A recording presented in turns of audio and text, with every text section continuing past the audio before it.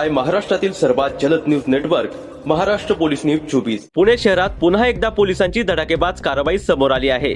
Operation flash out अंतर्गत Sinhagad road पोलिसांनी मोठी कारवाई करत एक संशयित आरोपीला ताब्यात घेतला असून त्याच्याकडून धोकादायक शस्त्रसाठा जप्त करण्यात आला आहे।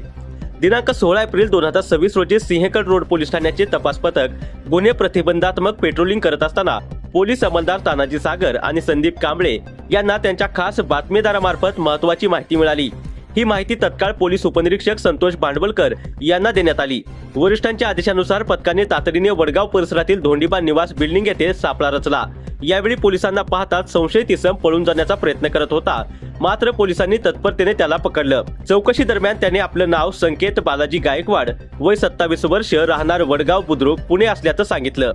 त्याची अंगझडती घेतली असता त्याच्याकडून एक लोखंडी कोयता जप्त करण्यात आला, तर घर झडतीमध्ये एक धारदार लोखंडी हत्यार आणि एक तलवार सुद्धा पोलिसांनी हस्तगत केली।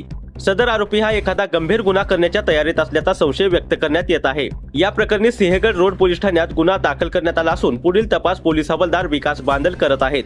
ही संपूर्ण कारवाई पोलीस आयुक्त अमितेश कुमार, सह पोलीस आयुक्त रंजन कुमार शर्मा, अप्पर पोलीस आयुक्त राजेश बनसोडे, पोलीस उपायुक्त संभाजी कदम, सहाय्यक पोलीस आयुक्त अजय परमार, वरिष्ठ पोलीस निरीक्षक विनय पाटणकर, पोलीस निरीक्षक समीर गायकवाड यांच्या मार्गदर्शनाखाली पार पडली।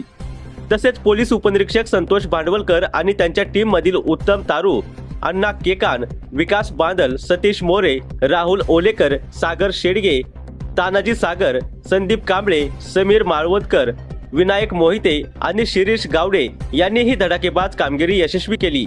पुणे पोलिसांच्या या कारवाईमुळे मोठा गुन्हा टळल्याची शक्यता व्यक्त केली जात आहे।